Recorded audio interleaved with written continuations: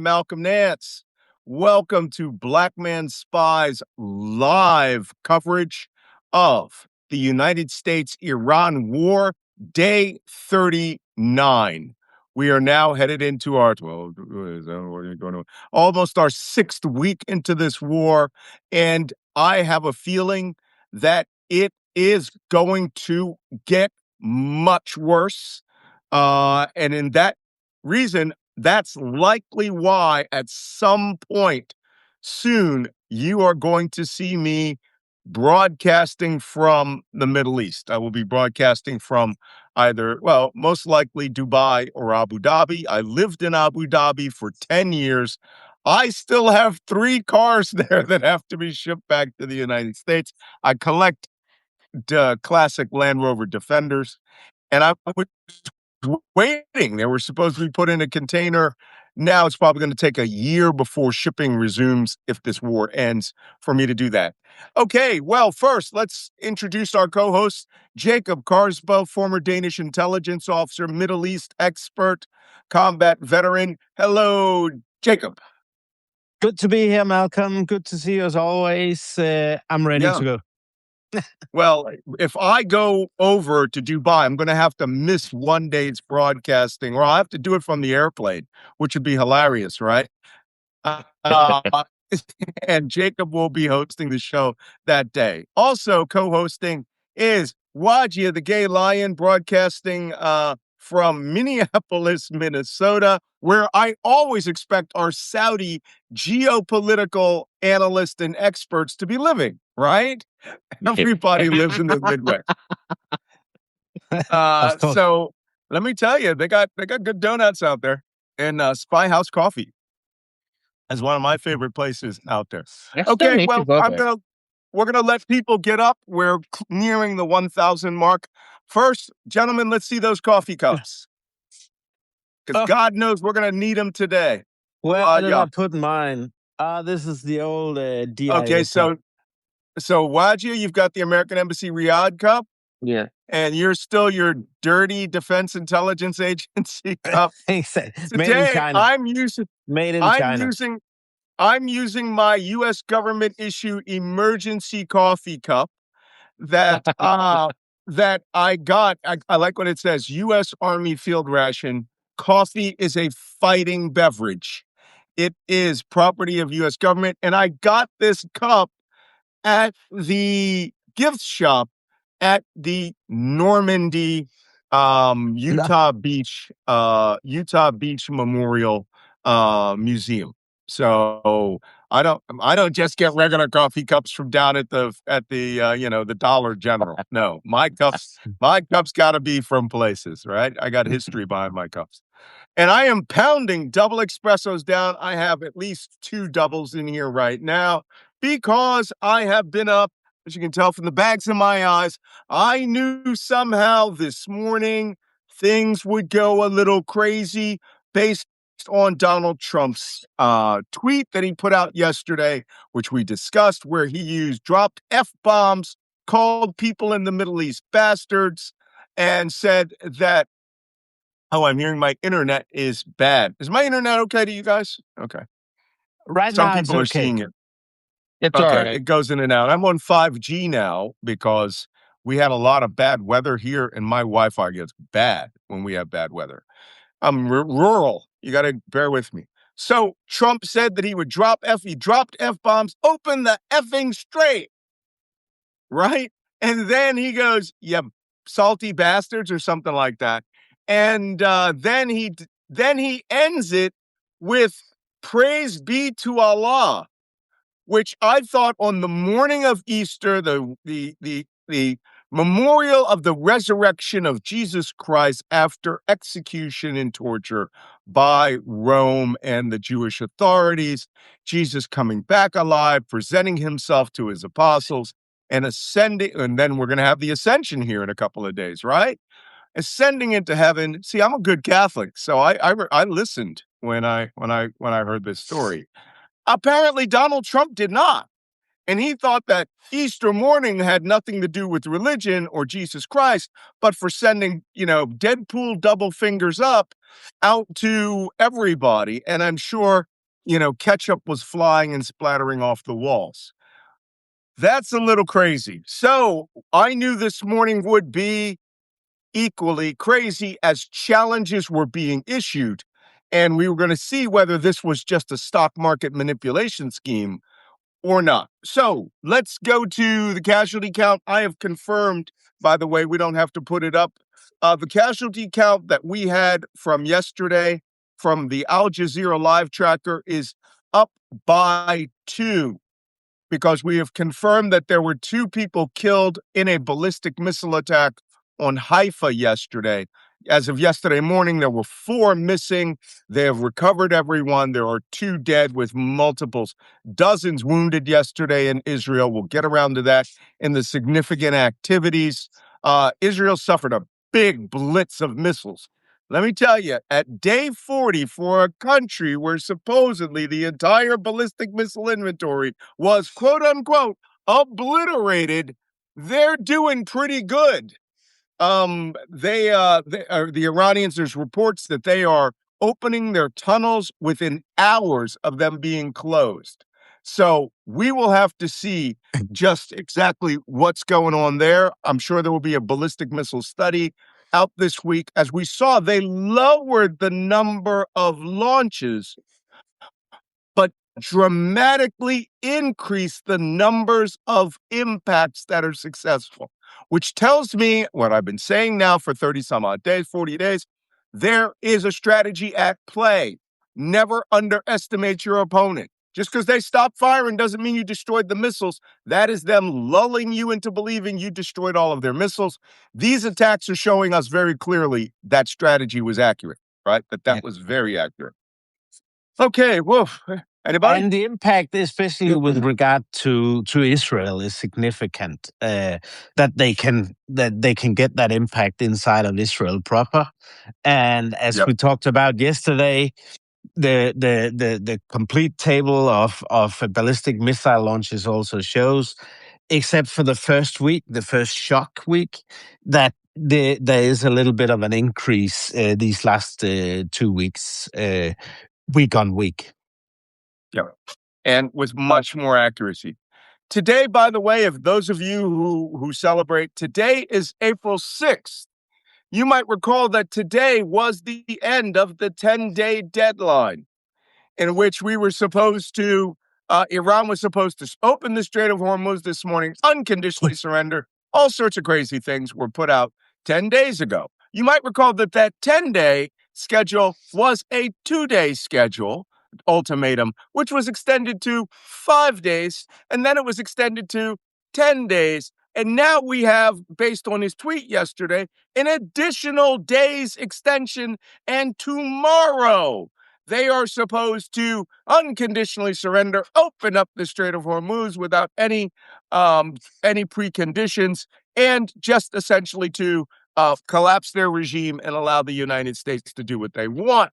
With, by the way, the United States coming out and having the right to attack Israel at any time. All right. I'm hearing that I'm blurry. Am I blurry? I may have to switch to Wi-Fi. A little bit blurry, but those bags under your eyes, you can't see them. That's good. Good. All right. Well, I cannot control the 5G around here. And like I said, if I go off, that means I'm switching to Wi-Fi while you guys talk. Yeah. Okay. Next significant act, we talked about Israel got hit. Israel had over 30 impacts from ballistic missiles using cluster warheads, including a single unitary impact that hit Haifa, downtown Haifa, killed 2 people, collapsed an apartment building. Other places hit were in Tel Aviv, Ramat Gan, Petah Tikva. We know they've been really hitting Petah Tikva because there are a lot of high-tech buildings there. We saw that a drone company, Aerosol's headquarters, was leveled. It was destroyed there. So we also had impacts in southern Israel. I think it was Neva Kavov. That area got hit also. So for a country that has no missiles and isn't fighting. They're fighting pretty hard. Okay. Oh, do we want to talk about Trump's crazy deadline? While you do that, I'm going to switch to Wi-Fi. But go Yeah. ahead, talk. Yeah.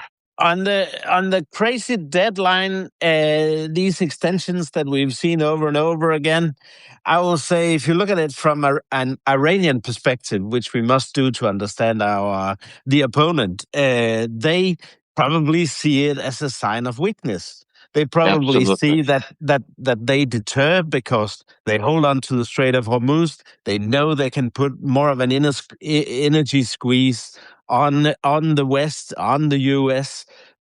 So the Iranians are not likely to bow down on this one, and the more Trump puts threats out in cyberspace, the more the Iranians will hold firm.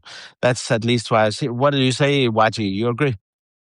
I definitely agree. So in the Middle East is and particularly they strongly believe in the power of word to the point that there's a very important saying, speak the word so that someone understand, you speak to their mind, speak their mother tongue, you speak to their heart.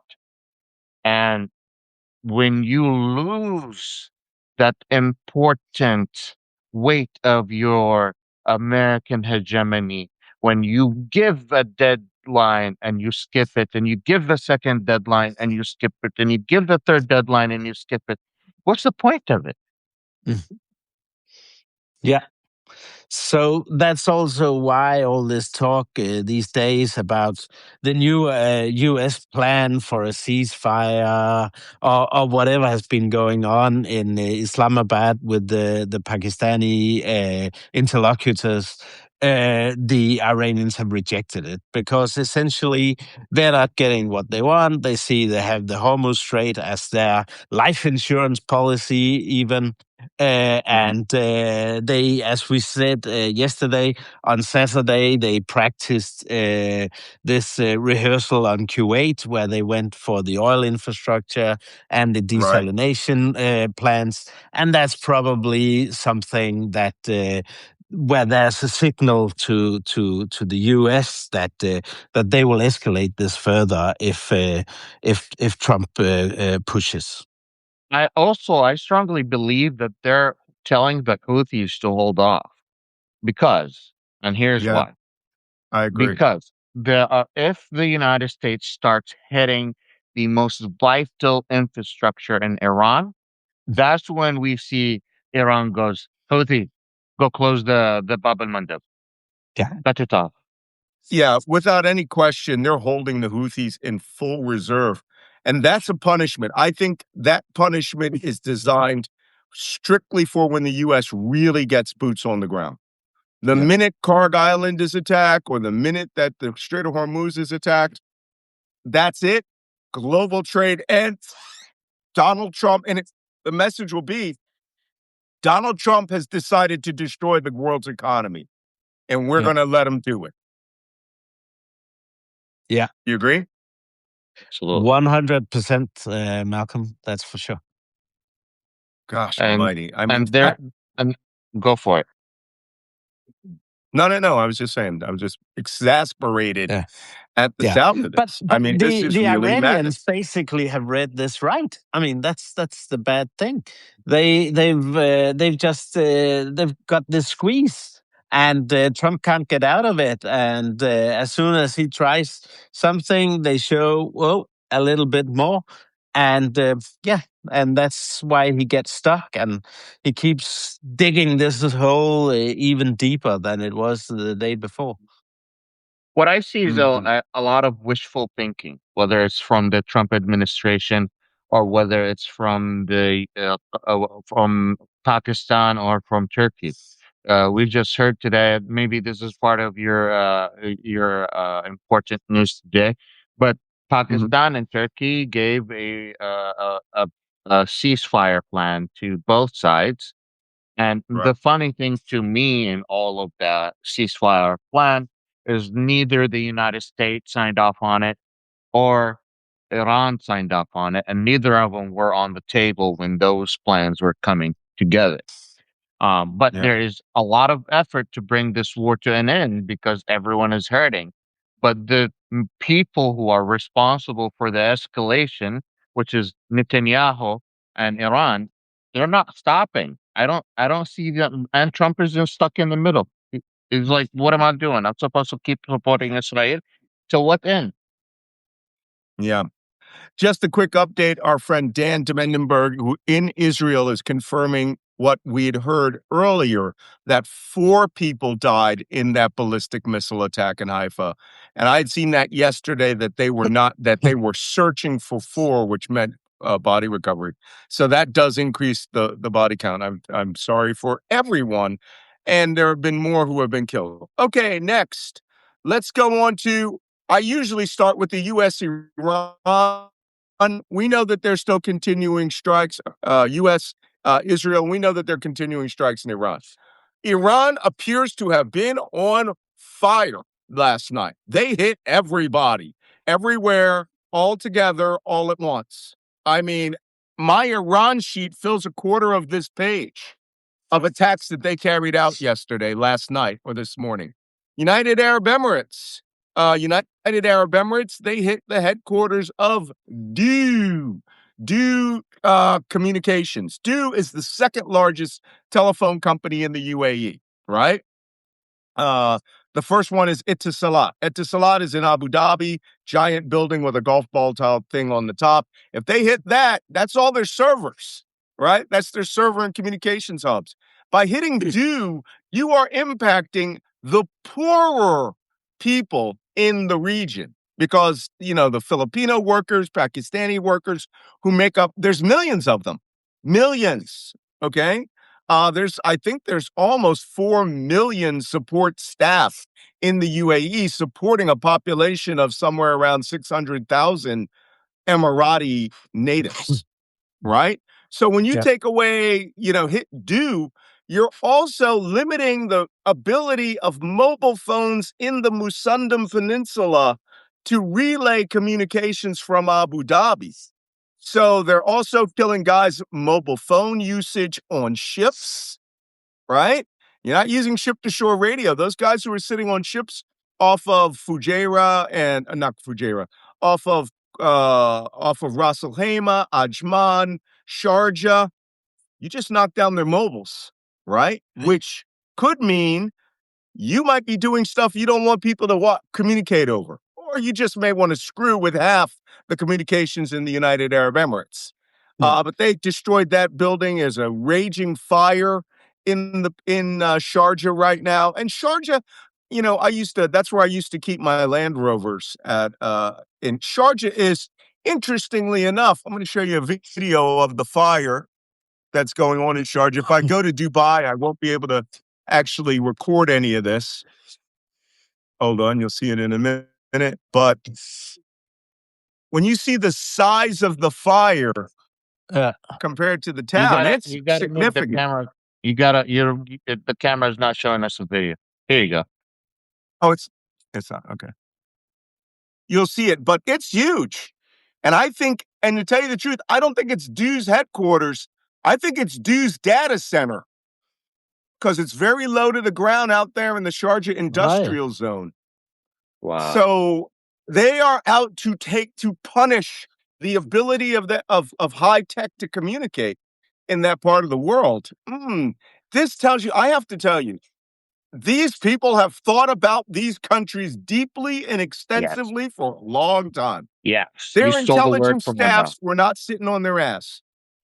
So the Iranians understand the GCC very well, especially that they have a lot of citizens living there, especially that they have a lot of nationals that have converted to their nationality. They understand that the GCC have very important saying: safety and security. They have invested the last 100 years in those two words, safety and security. Come invest in our economy because we have safety and security. Come wear your Rolex in And Dubai. No one is going to rob you.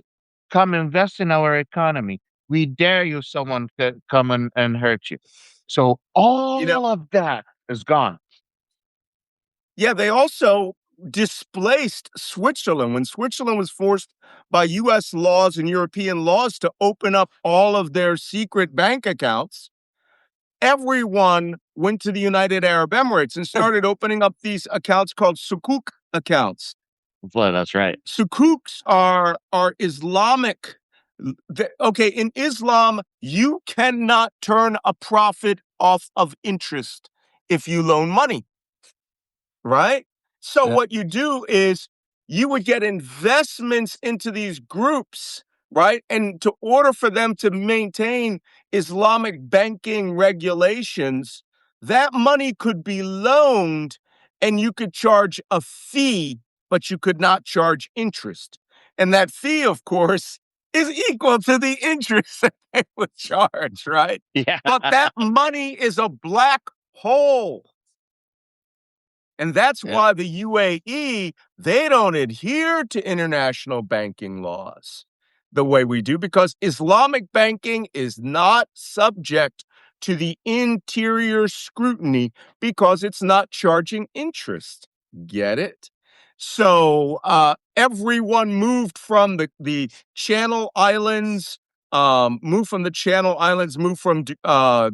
Austria, moved from Switzerland, and moved all their secret dirty money, especially Russian money, to Dubai, right? And by the way, since the Russians are cheap, Sharjah, which is north of Dubai, is where all the cheap Russian tourists go, right? Last time I went through there in when was October 7th? That was 2023, right? When I Yeah. flew over there, um, someone made a mistake in my booking, and instead of booking me in Dubai, they booked me into a beachfront hotel in Sharjah. And it was me, one black former Ukrainian legionnaire, and 300 Russians, right? Big fat Russians. Is horrible. I immediately moved down to my favorite place, Jumeirah Beach residence. But how So does that go? Because Sharjah is one of the more conservative emirates, isn't it? They yeah, don't have the liberal policies in the hotels. buddy. I have They been be to paying Sharjah. that Tell me. money out, baby.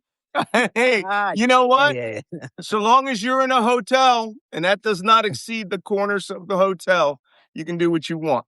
Okay. And oh no, I wasn't booked there. My wife booked me there because my trucks were 2 blocks away. I left trucks up there that were being watched by a local sheikh, and I had to move them because they were tearing down the road.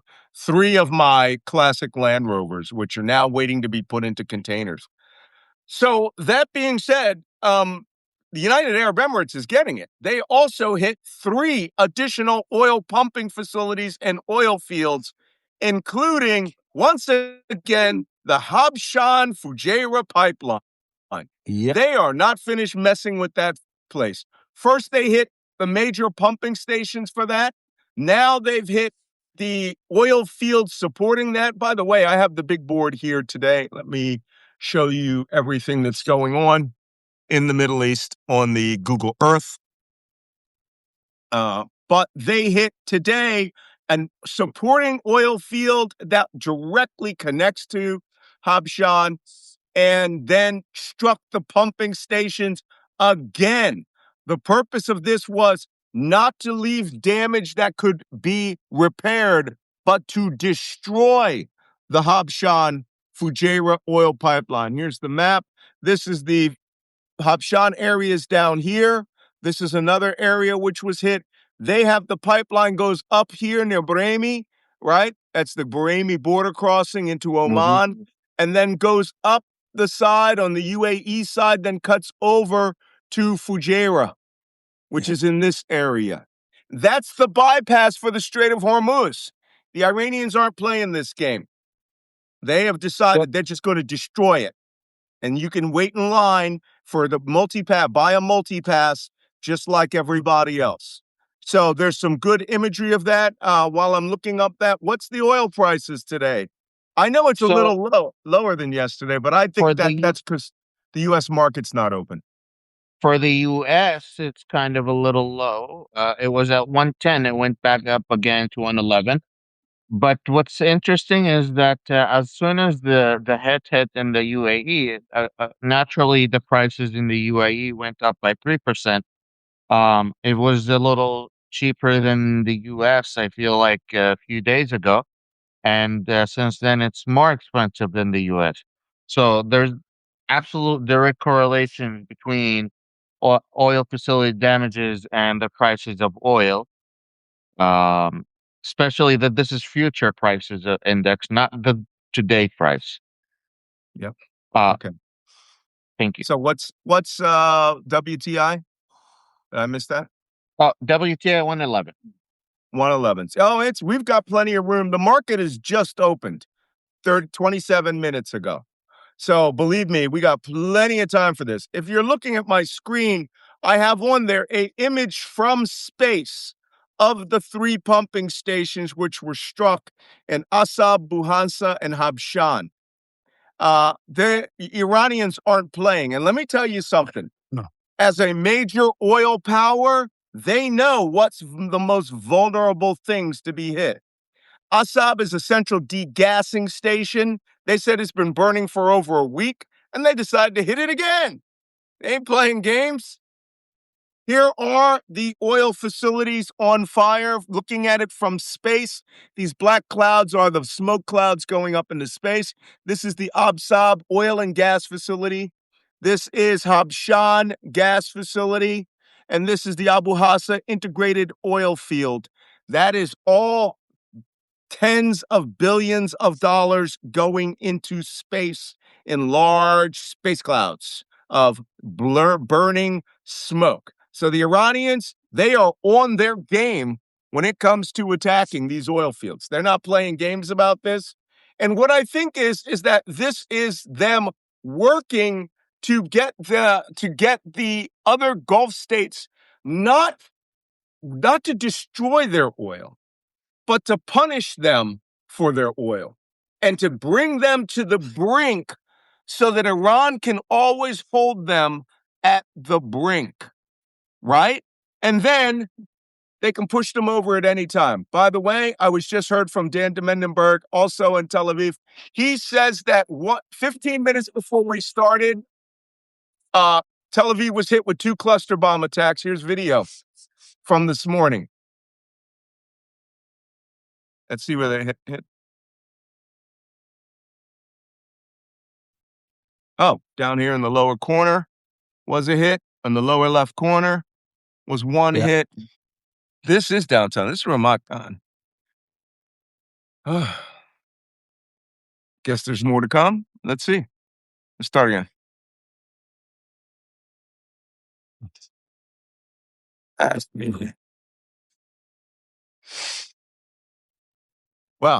Well, Israel's getting it. Bottom line, everybody's getting it. So, Regarding by the the oil way, field punishments, this is another attack this morning.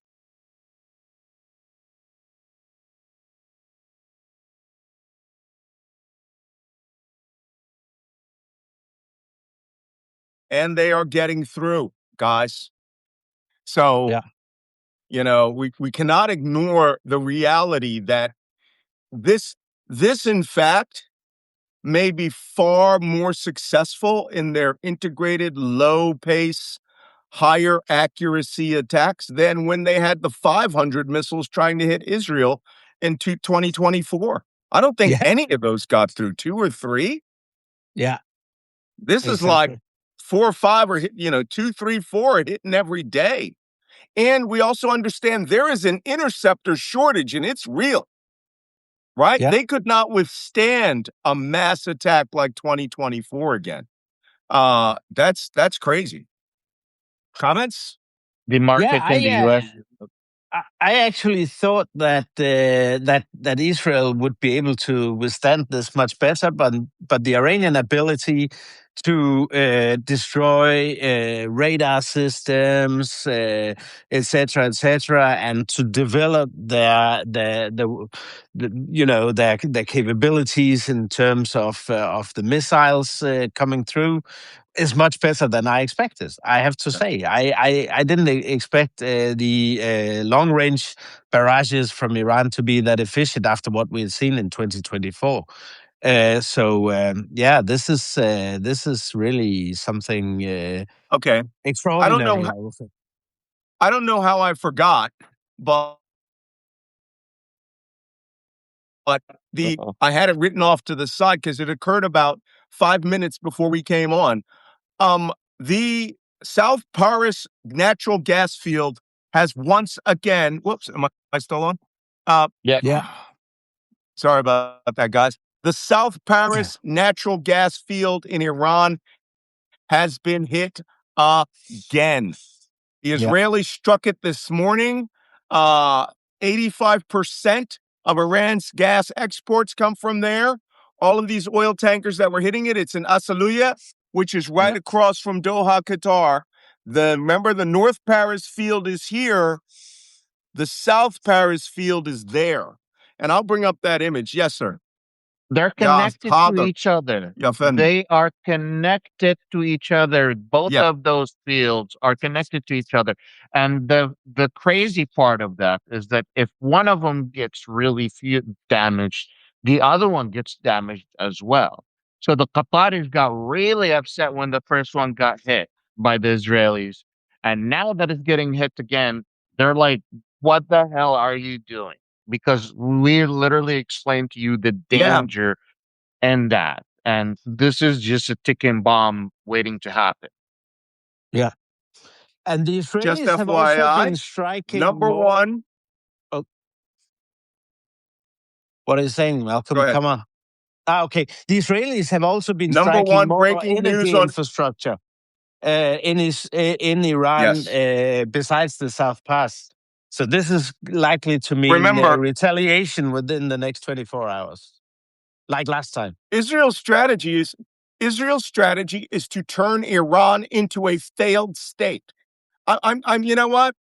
I've always been a friend of Israel my whole life, but right now this Netanyahu government is out of control. It's out of control. Absolutely. They are trying to collapse Iran as a country, not disable their military. And by doing this, this is them saying, we are going to end their ability to make money for years, right? And punish the Iranian people, by the way, whom we were supposedly trying to help with these attacks. By doing this also, it's the Deadpool double fingers up to Qatar. In other words, as the Netanyahu government, we don't care what happens to you Arab states. We care about what happens to us as Israel, and we're going to collapse that government, that country, as a functioning nation. If I were in State Department or I were Defense or wherever, I'd be like, what the hell do you think you're doing? We're the superpower. Stop this shit. But you know what? They're getting away with it because Trump can't figure out. One day he's calling for, open the effing straight and calling people bastards. And the next day the Israelis are like, yeah, let's just destroy 85% of Iran's gas exports, which, by the way, is fueling the Earth's economy. So now Qatar, you know it, and that's why it's breaking news like for the last half hour on Al Jazeera, because Al Jazeera is in Doha, Qatar. Yeah. And they know what this means. That means that the Ras Laffan natural gas facility is about to get it. Right? Here's the other. Speaking of Ras Laffan. Yeah. Go for it. On. Go for it. The crazy part is that the Iranians are, they're willing to lose that. But the Qataris, if they lose that, they lose their whole modernity. Iranians have been hungry for years. They have nothing to lose. The Israelis, by doing this, they're only making the whole situation more complicated for everyone involved. There was something I wanted to say that I forgot. Give me 1 second so I could remember it. But take your time. You can remember all you want. The important thing to understand is the Iranians, as we've discussed before, can live on a rock. So and they know that they can outlast the Gulf Arabs and Israel in terms of being able to withstand suffering. So it's basically just shooting themselves in the foot from the Israeli perspective. Yeah. Oh, I'm sorry. I'm having a bit of a weak signal here, so my image is out for a moment. Yeah. But you're absolutely right. I remember. Yes. I remember. What do you The remember? worst thing, in anti-terrorism studies, the worst thing you can do is create a vacuum of power in a country like Iran. What you Right. will create is a more dangerous group than ISIS. You will make it very hard for the rest of the world to fight this group. You will make factions in the rest of Africa, Asia, and the United States. You will activate all the sleeper cells that have been waiting for any action. You have no idea what you are messing with if you create a vacuum of power in Iran. Absolutely. And let me just substantiate that, Wajeeh, because that's not only in studies and academia, that's also in real life.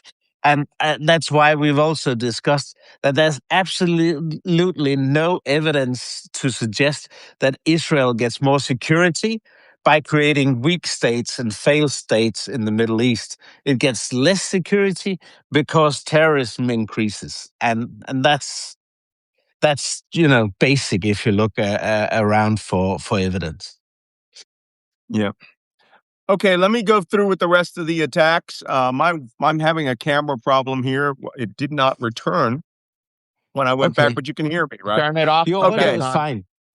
Turn it Okay. off and back on. Yeah, I look better this way. I have a, you know what they say, I have a face for radio. Kuwait. Kuwait was hit. Kuwait was hit pretty hard yesterday. They are really punishing Kuwait for supporting U.S. forces. And now I see their strategy playing out very well. They are punishing Kuwait. They hit 3 oil fields yesterday. All right. And the Ministry of, no, not that wasn't Kuwait, that was UAE. They hit 2 oil facilities yesterday, the Al Shuaibah port and Al Shuaik, and the Ministry of Finance. The other day, yesterday, Saturday, they hit the Ministry of Oil and destroyed their headquarters. Now they hit the Ministry of Finance so that their money is now they're going to have to take out paper notebooks, right? And figure out where the money can be distributed there. Don't forget, the purpose of these is to destroy the computers, not just to destroy, the rest of the infrastructure. They also hit Camp Buring, the Al Udeid airfield out in northwestern Kuwait. They have been striking this almost regularly because that is where U.S. forces and the rescue forces apparently staged from to carry out their operations. So they're hitting it with drones and other systems. What else got hit? Oh, they hit Bubiyan Island. We've talked about Bubiyan Island a couple of times. Bubiyan Island is a Kuwaiti island, and U.S. forces have been firing multiple launch rockets from that island at Iran. Iran is carrying out ballistic drone attacks on U.S. forces on that island. I would not be surprised to see them push commando attacks where the Iranians and the U.S. get into it on that island, or the Iranians even bring forces up there to seize it. This is now, but I have to tell you, Iran has been doing this incrementally with a great level of strategy. For everybody who says, oh, the Iranians are crushed, I'm seeing really good strategy play out here. So long as they have, kebabs and tea and, a place to sleep at night and access to a cafe, they can actually carry this war on for some time. Yeah. Here's the other thing. The Iranians are getting shipments. The Iranians are cutting resources from the rest of the world, but they are getting resources from China. They are getting resources from Iraq. They're getting resources from Russia. They have their own allies, and they are selling stuff. So you might be getting hungry, but they are not getting that hungry. They are getting the most of the hits, but they are looking at it as becoming martyrs and facing an oppressive power. So what they are seeing in themselves is that they are accomplishing what the world is wanting, like what the world have been promising them is bringing them down, and that the United States that has been the idea of conspiracy theories that they've had for years from the Israelis and the Americans have cemented their idea of, yes, there is a conspiracy against us and they are killing us at the moment and we need to fight them. This is how they're thinking. You need to Yeah. understand their mindset. Exactly. And Wachi, just one point on them generating revenue. Let's not forget that Scott Bessent and the U.S. have removed the oil sanctions, so they can That's right. actually Yeah, they're back making money their hand over oil fist. much easier than they could before the war started, That's which what's crazy. If is this crazy. war start, let's be honest, if this war stops tomorrow, right, we're going to put the sanctions back on. They're making they're making bank. They are making money by Yeah, having this war continue because Donald Trump and they realize that oil is a swimming pool. It is not a straw. yeah, Okay? Everyone is paying for that oil. And if it dries up out of one source, it raises the prices for everyone.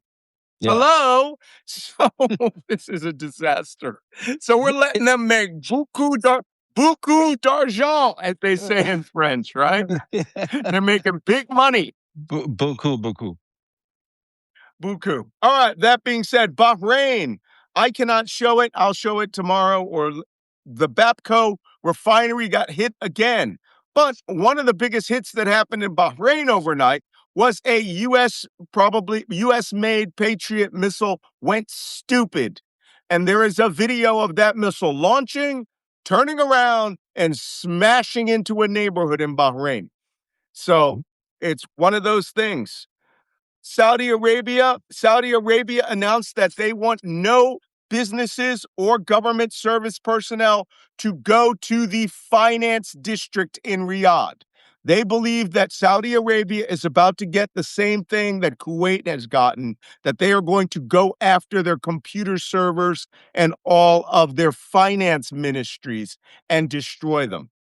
Let me see. On other hands, Corfacan, United Arab Emirates, a ship in Corfacan, which is on the eastern side of the Strait of Hormuz, was missed. A cruise missile splashed just short of the ship and exploded. It missed that vessel. Let me see. Oh, and the Iranian Navy off of Qasem Island found a Lucas drone, the American Donald Trump Jr. Eric Trump copy of the Shahed drone, which was built by Iran, fired by Russia to Ukraine. It crashed in Ukraine, and then it crashed in Ukraine. Then the Americans took that version and brought it to this company who built a copy of it and now launched it back towards Iran, where it crashed whole. They got it. I'll show you this video tomorrow. They pull it up out of the ocean. Apparently, the launcher launched it and the booster didn't fly it, and it just fell into the ocean in the tides. Bought it to Iran. So now Iran has an American copy of their drone. Wait for it. Wait for it. With satellite GPS improvements. Without So now the Iranians can produce their original Shahed drone in a better version using the copy of the copy of the copy that we're firing at them. You can't make this shit up. Help me, Jesus. Okay, last, Erbil and Suleimania, American embassy consulates were attacked. There's a warning out that American embassy staff are subject to assassination by the Iranians in Hesheb-Shabi in Iraq. And for my last point, we're going to talk about the ceasefire because we're early. The United States hit Iran's Sharif University, their version of MIT, and destroyed their engineering school building. So now, by the way, hitting universities is a war crime. You would have to show that they're actually producing materials there, not the students that are making the materials. And not only is it a war crime, it's also where much of the demonstrations against the regime have come from. And this is not a regime stronghold by any stretch of the imagination. So again, a bullet right into the to the Trump administration's own feet. It's yeah. Well, what can you say? The CIA during the U.S. war in Afghanistan came up with an equation back in 2010, 2009 for how many civilian innocents that we kill, how many terrorists do we produce. But this Right, is of not a course. terrorist, this is a country. And every innocent person you kill, they already have a draft program for people to easily volunteer and fight the United States.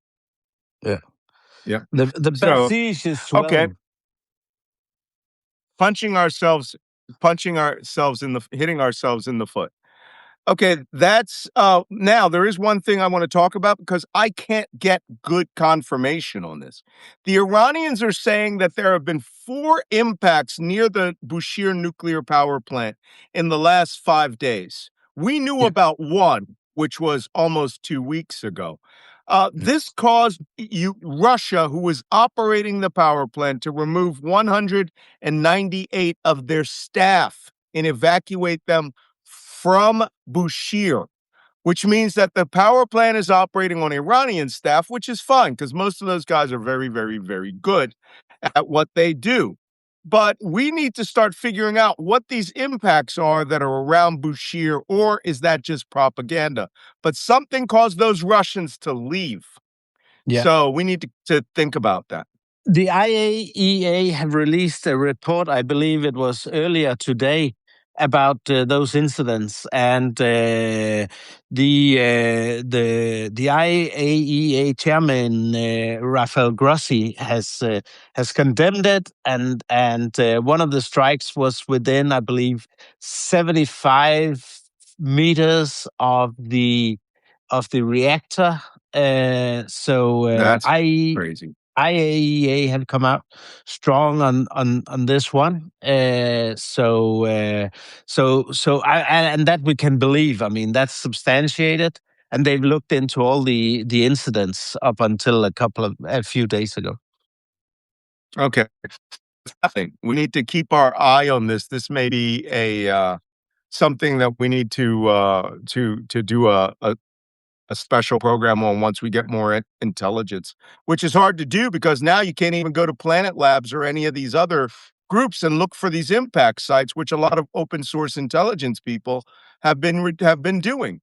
So, Yeah. it's a little hard to do when now the White House has completely limited everyone's ability.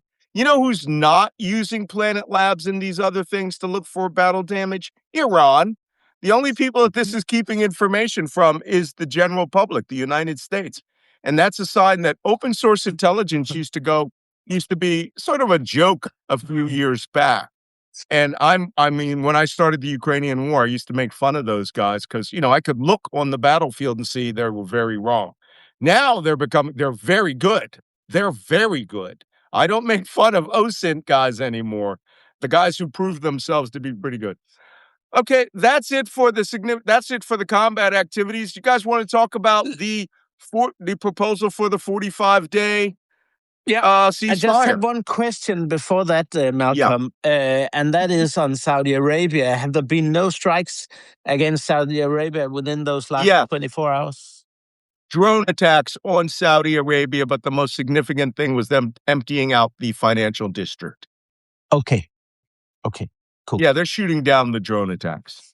Well, they generally been measuring how much they push the Saudis and the Emiratis in particular because they're on edge and they have explicitly expressed that they are getting ready to join the war.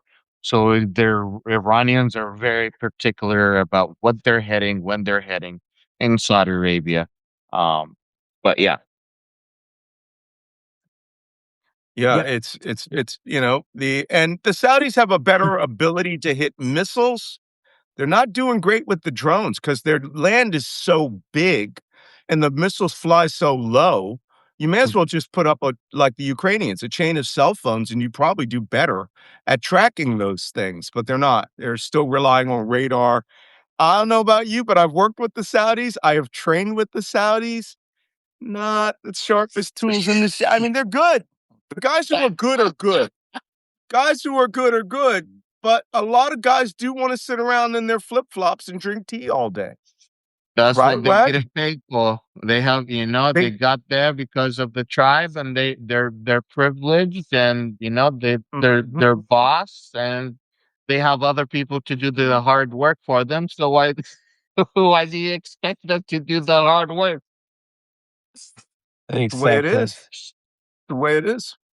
Okay, so the 45-day ceasefire. There was talk this morning, which we believe may in fact be either strategic deception or market manipulation. But the White House has come out and said that they have been in negotiations at the sub-minister level, deputy minister level, with Iran, allegedly through the Omanis, and that things were going great, and that they were talking about a 45-day ceasefire. Well, this morning, unfortunately, I have the tweet um, that the Iranians put out, where the Iranians were like, one, no such thing is happening. Two, you can just shove that 45-day ceasefire up your bum. We are not accepting any ceasefires. And as far as we're concerned, this war can just go on and on and on, which is a good idea because apparently they're making bank, right? They're making serious ass money as long as those sanctions are raised. This is stupid. It's really funny. I really just figured it out that they're making money Yeah. off of the sanctions being raised. So it's in Iran's interest for the war to start. Continue. What do you guys think? 45 days. Yeah, I mean, the Iranians see themselves in a good position because the Strait of Hormuz is their life insurance. And they know they can put the squeeze on, and they know they have more in the backhand if Trump decides to escalate. And then they'll do what we've been talking about, striking the Gulf countries, activating the Houthis, etc., etc. So they don't see these demands from Trump as anything remotely interesting for them. And besides that, it also looks like that the Iranians have been in contact with the Omanis, for a future deal on the Hormuz Strait, on the control of the strait. Mhm. And that's something we should watch out for because, they are looking to make bank of this, as you were saying, Malcolm. So they don't want to let go of the control of the strait. Today, also, they've turned back a couple of Qatari LNG Mhm. tankers. So they feel in a good position. And yeah, as we've discussed many times, we have to see it from their perspective to understand what's going on, and that's what the Israelis and the Trump administration just can't get wrap their head around, apparently. There's a lot of wishful thinking. I said it from the beginning of the episode. The the world economy is very hurt. Mhm. Officials have been trying to get involved, like from the Pakistan and from uh, Turkey. But the plan that there is a very famous saying. I think that what they meant to say is "wet it and drink it," which is a very famous Middle Eastern saying. Like take the paper that you shit and just wet it and drink it. Mhm. The reality of the situation is that as long as there is Israel firing at Iran, as long as the United States does not accept that Iran has control of the Strait of Hormuz, as long as the Western nations do not come to understanding that, okay, Iran, what do you want? We'll give you something that you want. You want the Strait of Hormuz? We'll give you the Strait of Hormuz. If we're not going to start give in to some of the demands that the Iranians want and need, none of this is going to come to an end. If Iranians are not going to say, okay, we're going to give you guys a couple 100 pounds of 60% enriched uranium, the Western countries are not gonna come and say, okay, we'll let this go. Both of them have to come to the table and say, okay, I'll give you something, you give me something. But at this point, none of them are willing to do so. And as long as none of them are willing to do so, I don't see an end to this game. I agree. On paper, the United States and Israel should be winning. They have fired and hit more than 10,000 targets. Today, this morning, they took out Majidi Khadimi, which is a member of the echelon of the Iranian military. Did that stop the Iranian military from attacking? No, that did not stop the Iranian military from attacking. They have created as a mosaic system where they allow their military to take control if their leadership head is cut off. And that means that instead of one group that you have to fight off now, you have to fight 5 or 10 groups. Welcome He's back. back in the frame. Well, I'm sorry, guys. It kicked me out. I think it was glitching on my end, but it brought me back. But okay, so my last point, and we'll go to questions. I think the 45-day thing is a ruse. I now believe that this administration every weekend puts out a panic attack and then a market manipulation. And there's an actual chart that shows that panic attack, then a market manipulation. The panic attack is designed to get people to be frightened to sell. And then the next morning, everyone sells off. Trump's allies buy based on insider information. Then the lie is exposed and it goes back up, and they can sell as it's going back up. They make money off of that. If this were, I always say it this way, for you guys who are like, you just hate Trump. Yeah, I hate Trump. I've written 4 New York Times bestsellers about him and his relationship with the Russians and wanting to overthrow the government. Okay, but if this were the president of Burundi or Myanmar or Burkina Faso, I would be giving the exact same assessment. This is intelligence ground truth. It's there. It's quantifiable, and we can see it. We can go to questions, but does anybody take a look at the stock market real quick? Just while you're doing that, I will go to questions and we'll talk about the state of the stock market. I have an interview on Al Arabiya, which is Saudi Arabia, here in about 30 minutes, so we'll be relatively quick. Okay. Justice Warrior says, do you guys expect him to taco? Right? He's fucked. He's I think he will absolutely taco tomorrow. And I'm going to tell you why. Because when I'm done here, while you guys are talking, I'm going to find out the status of where the USS Boxer Amphibious Readiness Group is.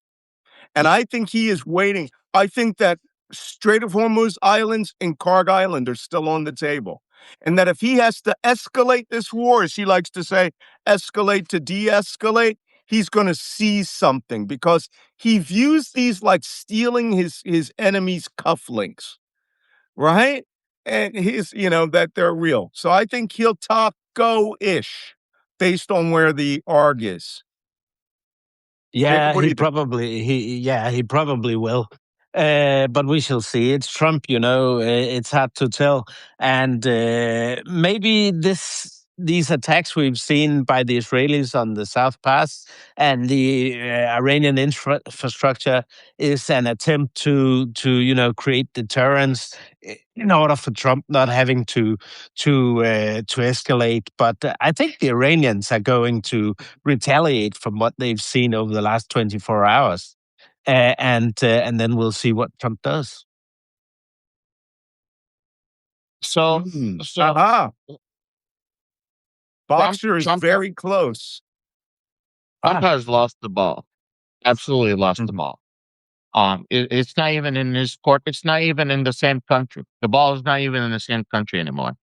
Uh, the people who can make the calls are not even Trump. Because if he could make a call, he would have ended it by now. Because uh, he how can I put this? If Iran wanted to come and sit down on the table, they would have. But what brought it to my attention was Malcolm, the John Wick mindset. The John Wick mindset.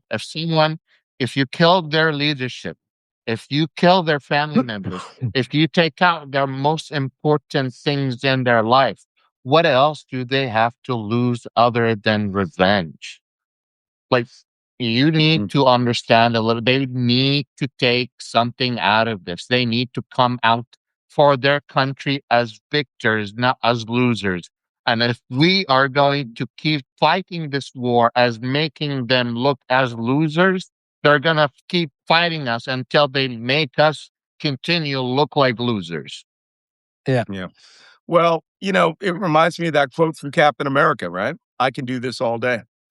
The Iranians could run this war for a year, no question. No question. They could run this war for a year. They may run out of missiles, and they can have U.S. bombers bombing them like we turned this into Operation Southern Watch, where we're there for 10 years bombing every day. But they can do it. They can take it. Their economy, so long as food is coming in, they are plenty. 97% of the country has water, even in this drought. Who become more valuable as this continues on, right? Their own farm industry could be saved by this, right? Because people will be eating their own indigenously grown food, and it will become more valuable to the other countries around Iran to now do a cross-border vehicle trade, which will, you're worried about ballistic missiles. You're not going to starve the country. And trust me, I'm really under the belief that Netanyahu thinks that he's going to break those people. Look, World War II, we do 1,000 bomber raids. We kill 100,000 people a night. And Germans didn't surrender. What makes you think the Iranians are, right? They get to go to mosque 5 times a day. They get to pray. They get to take care of their family, right? It's a distinct misimpression that we have some impact on them. Hey, a little bit of news first. The USS Boxer Amphibious Readiness Group has now passed the Aceh Peninsula and has entered the Andaman Sea and is headed this way towards Sri Lanka, then into the Indian Ocean.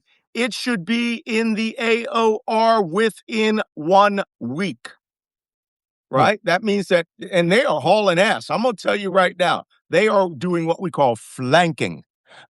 Flank speed means maximum speed, and they aren't slowing down. So the word has been put out, get your ass over there, because they need that amphibious lift. So we shall see where they end up and when. Okay, speaking of which, you guys talked about Donald Trump's madness. There is a tweet about this that I think everybody should hear, and then we'll go back to the questions. This is from Congresswoman, or former Congresswoman Marjorie Taylor Greene, coming out as the voice of reason and sanity. Finally. On Easter morning, this is what President Trump posted. Everyone in his administration that claims to be a Christian needs to fall on their knees and beg forgiveness from God and stop worshiping the president and intervene in Trump's madness. I know all of you and him, and he has gone insane. And all of you are complicit.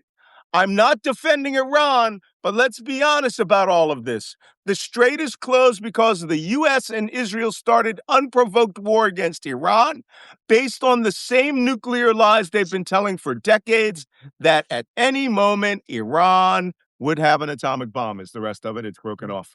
Okay, guys, are we in bizarro world? This is Yeah. upside down.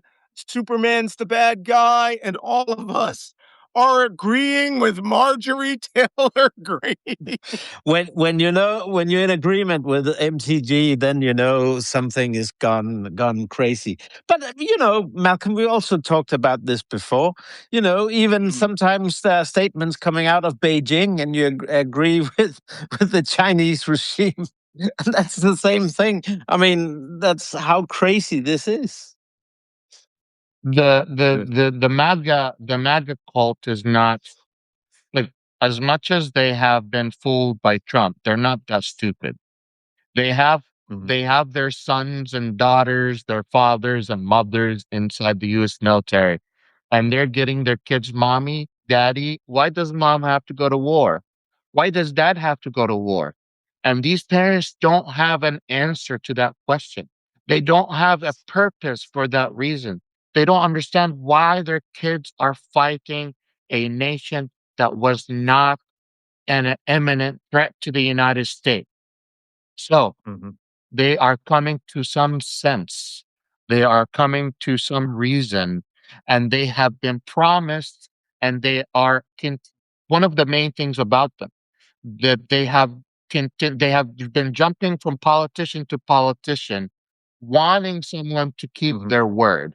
And they went from Democrats, they went to Bernie Sanders, they went right, they went left, and they found someone that was not a member of the political arena and promised them that he's gonna bring them money, he's gonna invest he's gonna bring prices down, he's gonna make sure oil flows, he's gonna make sure drill baby drill, like whole bunch of America first, and then all of that collapsed. And they're like, what the hell happened? I'm a farmer. My soybeans that are being sold to China are no longer even sold. Like, what the hell are you talking about? Where's America first? Yeah. All right. That being said, we have a bunch of questions. Let's see if we can get through a bunch of them before I have to go and do Al Arabiya, which means a shirt and a tie and a coat. No, I don't wear ties anymore. Let me see. Can you talk about the heroic rescue? We went over that extensively yesterday. If you would like, go back into Substack or onto the Black Man Spy podcast and look up day 38. And we discuss it for an hour. All the details of that rescue in there. Full disclosure, as you know, I was a survival, evasion, resistance, and escape school instructor. My job was to teach pilots and aircrew and SEALs and people like that, high risk of capture, what to do once you're coming down on the little parachute behind enemy lines. We discussed that quite a bit. Dan says, if we succeed in removing Netanyahu this October, what does Israel need to do to rehabilitate our image and avoid permanent pariah status? I think you need to go back to Israel the way it was before Netanyahu, before this whole extremist right wing, let's seize the West Bank, let's seize Gaza, let's seize all of the lands out to Kuwait, the Greater Israel plan. And, Israel used to be pretty good at humanitarian support. Yeah. I don't know. I think they cut off. Is the food to Gaza still cut off? It might be. Humanitarian aid to Gaza has been minimal. Well, they were striking Gaza just yesterday. Israel is taking absolute advantage of this war because everyone is distracted. They have invaded Lebanon because we talked about that the Lebanon-Israeli war is a separate war than this war. Right. They have been sending their soldiers in there. They have occupied a large part of southern Lebanon, annexed actually, and that the world is quiet because they're focused on a different story. Look, I'm a friend, I'm a friend on both sides, right? I've lived my entire life in the Arab world, in the Muslim world, living with Muslims as a Muslim at times, right? I've seen both sides. Grew up in an Orthodox Jewish neighborhood in Israel. Spent a lot of time in Israel. Visited Yad Vashem 3 times. Just was there a couple of years ago during the post-war, the post-October 7th.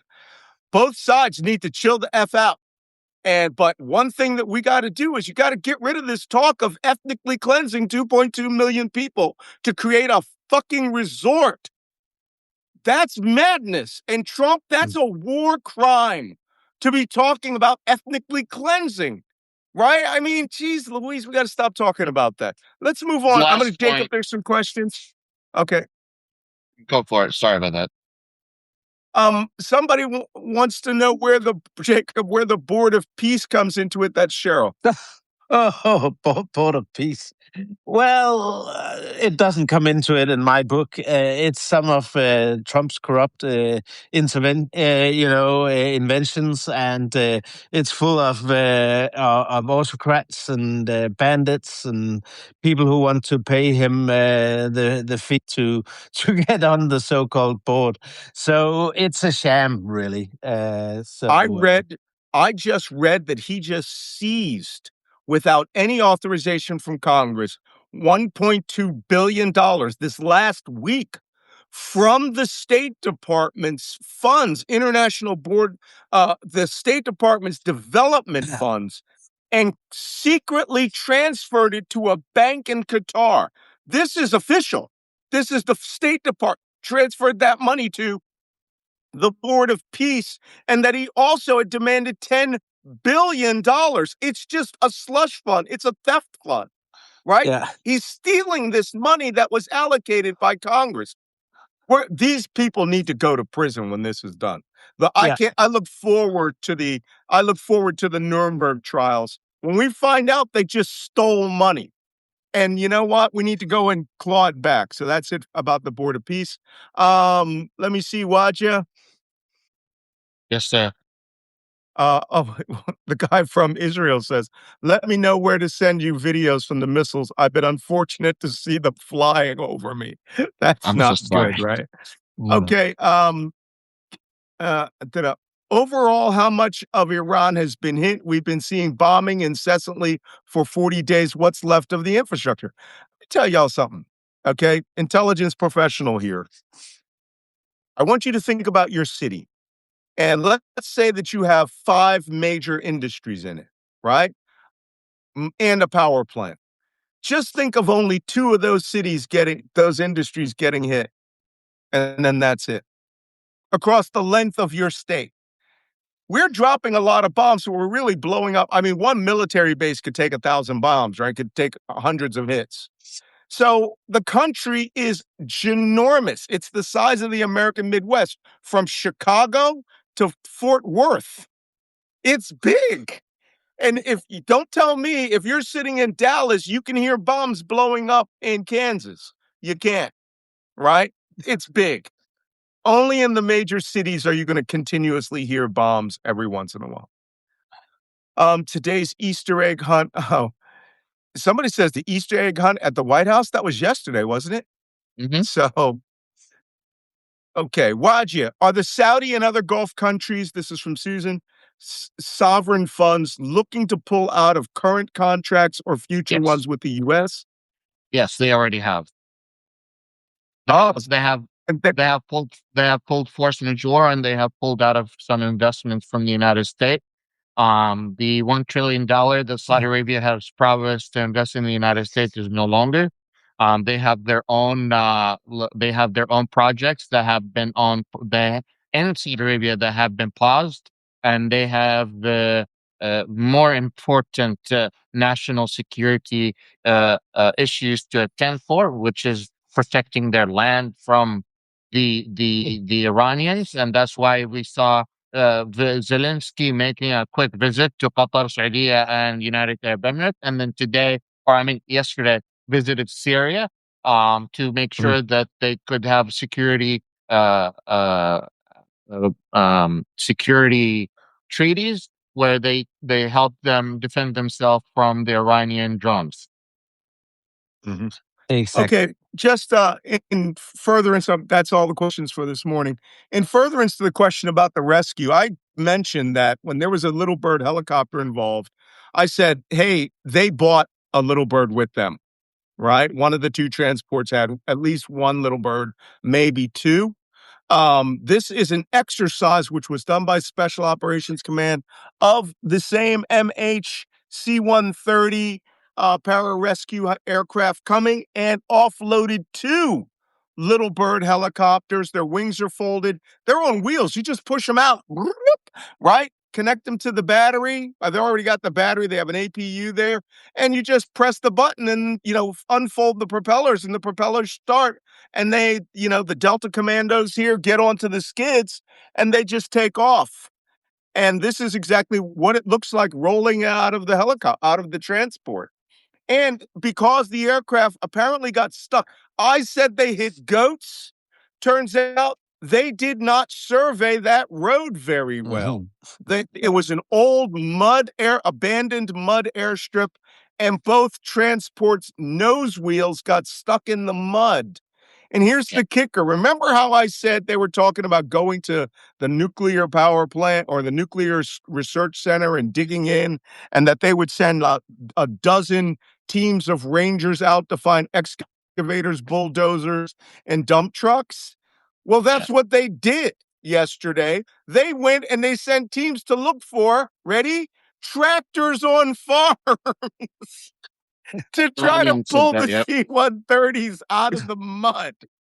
I tell you guys, we are too good at this game, but I knew this capacity existed. I had seen videos of exercises, and this is an actual exercise of them taking their Little Birds and flying to their objective, had a major gun battle, got the guy, brought him back. They had to abandon both of by the way, $100 million per plane. They cannot refurbish old C-130s. They are technically so advanced and so new. They will have to buy two new aircraft at the cost of $300 million. The total cost in just airplanes lost and destroyed was $389 million. That's what that guy, he's going to have it deducted out of his paycheck. And we'll have to see what good that does.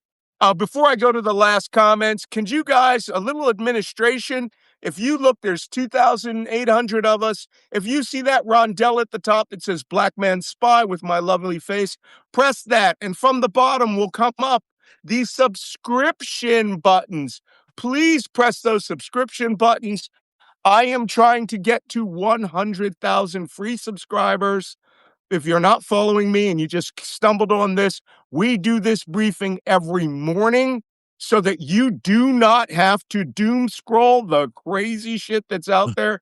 And a lot of the stuff that's out there is really crazy. We're seeing lots of fake videos, lots of AI video fakes of the pilot with like Delta Force dudes, right? And going out there and even the governor of Texas was fooled by one of these AI fakes. This photo is not an AI fake. It was not from the battle scene. It was from an actual exercise on how they would do this exact thing, rolling airplanes out of the transport and flying to the objective. These helicopters do not place on tarmac. Yeah, it didn't take place on tarmac. It took place on grass, baby. They would have done better to try a C-17, I think. I think a C-17 actually has a better ability to handle mud because of the thrust that it could provide. But lessons learned, right? You just lost $100 million worth of aircraft. Jacob, one of your fans has created coffee cups for you from the Kaarsbo brewery. Instead of Carlsberg, I have been to the. It's funny when I introduce myself and that people they don't recognize the name of Kaarsbo. I say it's like Carlsberg, and people are okay. Yeah. Well, there you go. There is a alcohol version when you're not drinking coffee. Kaarsbo Special Spy, the original strong lager. Enjoy responsibly. This is the most Yeah. important point, And right? Malcolm, and Malcolm, I'm a modest guy, so I'm trying to make it to 9,000 subscribers. So, Oh, okay. Well, follow us all. Also, last comment of the day. This tweet came out just this morning from crazy Laura Loomer, who is advising Donald Trump,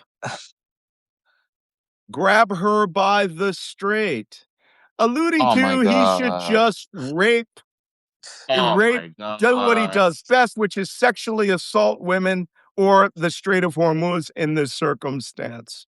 Yikes, that's enough for one day, guys.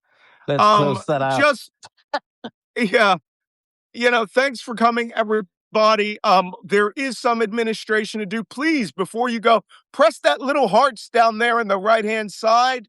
That's why we have increased our follower count from, I believe the first day was like 700, and now we're averaging about 2,500, 3,000. We are the number one political Substack in the United States and climbing. Because it goes up and down every once in a while. Yeah, Jake. No, that's good. That's good. I'm just celebrating here. All right. Yeah. All right. We are number one. We want to keep it that way. Just keep your eye out for it. I may be going to do this from the Middle East if it looks in the next 2 days like we are going to carry out an amphibious operation in the Gulf. I can be close to it. And believe me, the fireworks are going to go. But I get to stay in, I don't know, 4-star hotel in Dubai or a 1-star hotel in Sharjah, which is really, or Oman on the Musandam Peninsula, where I can sleep in the back of my rental car and watch ships literally get attacked in the Strait of Hormuz. Get a tent out in the desert instead. That's more safe. Yeah. Hey, we camped in the desert all the time, baby. I loved camping down there. The problem is we camped down near Habshan and all these oil fields that are being attacked.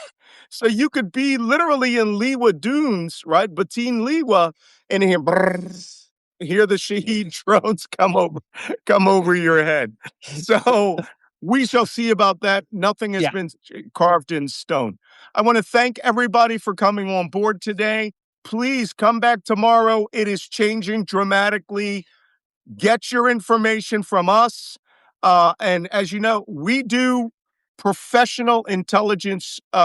Banter is precisely how we would do this in a watch station, using our experience, skill, and the knowledge that we have.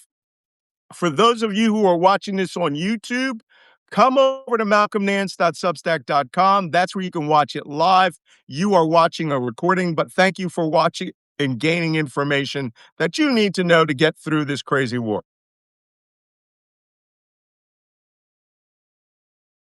See you guys. Thank you. Have a good one. If you're watching on English, you can find me there. All right. Bye-bye.